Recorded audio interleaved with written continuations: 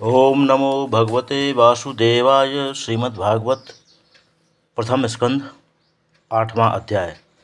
नारायणं नमस्कृत्य नरं चैव नरोत्तमं देवीं सरस्वतीं व्यासं ततो जयमुदीरयेत्। ब्रह्मास्त्र से परीक्षित की रक्षा, कुंती कृत श्री कृष्ण स्तुति और युधिष्ठिर का शोक। सूत जी बोले, हे सोनक, मृत बंधुओं को जल देने के लिए पांडव श्री कृष्ण तथा गांधारी, कुंती आदि स्त्रियों के साथ गंगा तट पर गए। वहाँ उन्होंने सबको जल दिया और विलाप कर गंगा के पवित्र जल में स्नान किया। वहाँ बैठे शोक संतप्त धृतराष्ट्र, युधिष्ठिर, विदुर, गांधारी, कुंती आदि की श्री कृष्ण ने प्राणियों में काल की गति को बलवती बतलाते हुए नाना दृष्टांतों से समझाया। श्री कृष्ण ने युधिष्ठिर को राज्य दिलाकर 3 अश्वमेध यज्ञ कराए, जिनसे युधिष्ठिर का सुयश सब दिशाओं में फैल गया। फिर सात्यकी और उद्धव को साथ लेकर श्री कृष्ण द्वारका को जाने का विचार कर रथ पर बैठ ही रहे थे कि सामने से आती उत्तरा दिखाई दी, जो रोती हुई दौड़ी आ रही थी।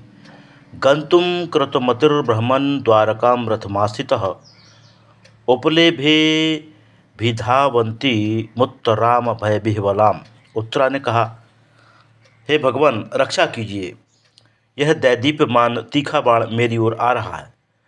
यह मुझे भले ही भस्म कर दे, इसकी मुझे चिंता नहीं, किंतु मेरा गर्भ न गिरा सके। सूत जी कहते हैं, हे सौनक, उत्तरा के ऐसे करुण वचन सुनकर एवं यह अस्त्र जगत को पांडव शून्य करने के लिए अश्वत्थामा द्वारा छोड़ा गया है, यह जानकर भगवान ने तुरंत योग द्वारा उसके गर्भ में प्रवेश किया और सुदर्शन चक्र से उसके गर्भ की रक्षा की। इधर इधर पांडवों ने भी पृथक पृथक 5 बाणों को अपनी ओर आते देखकर उनके निवारणार्थ अपने अपने ब्रह्मास्त्र ग्रहण किए, किंतु उनके संधान में प्रयोग का विलंब होता देखकर प्रतिज्ञापूर्वक न्यस्त शस्त्र होने पर भी अपनी प्रतिज्ञा को भंग कर पांडवों की भी सुदर्शन चक्र से रक्षा की और अपना भक्तवत्सल नाम सार्थक किया। यद्यपि ये ब्रह्मास्त्र अमोघ थे, फिर भी वैष्णव तेज सुदर्शन चक्र से वे सर्वथा शांत हो गए। इसके पश्चात भगवान जब जाने के लिए पुनः उद्यत हुए, तब कुंती आकर भगवान की स्तुति करती हुई बोली, विशान महाग्नेः पुरुषा ददर्श नादस सत्सभाया वनवासकृक्षतः मृधे मृधे नेक महारथस्त्रयो द्रोण्यस्ततश्चास्म हरेभिरक्षिता। हे भगवान, बड़ी बड़ी आपत्तियों में आपने हम लोगों की रक्षा की। विष भरे मोदकों से, लाक्षा भवन की दाह से, वन में देखे गए हिडिंब आदि भीषण दैत्यों से, द्यूत सभा से, वन में प्राप्त हुए नाना प्रकार के क्लेशों से तथा संग्राम में अनेक महारथियों के दिव्यास्त्रों से आपने ही हमारा त्राण किया। कहाँ तक कहूँ, इस समय अश्वत्थामा के ब्रह्मास्त्र से भी आपने ही हमें बचाया। आपको बार बार नमस्कार है। मैं आपकी शरण में हूँ। मेरी एक प्रार्थना है, कृपया उसे स्वीकार करें। वह यह है, विपदः सन्तु न शश्वत् तत्र तत्र जगत गुरो भवतो दर्शनम यस्यात् पुनर्भव दर्शनम। भगवान, मैं जहाँ कहीं भी रहूँ, मुझे निरंतर विपत्तियाँ प्राप्त होती रहें, कारण उन विपत्तियों में मुझे अपना दर्शन होता रहेगा, आपका दर्शन होता रहेगा, जिससे दुखमय संसार सदा के लिए निवृत्त हो जाएगा। हे योगेश्वर, आपकी लीला अपार है। आपके अवतार के विषय में भी विद्वान नाना प्रकार की कल्पनाएं करते हैं। कोई कहते हैं युधिष्ठिर की कीर्ति के लिए आपका अवतार हुआ है, कोई कहते हैं दैत्यों के वध के लिए आपका अवतार हुआ है, तो कोई पृथ्वी का भार उतारने के लिए आपका अवतार मानते हैं।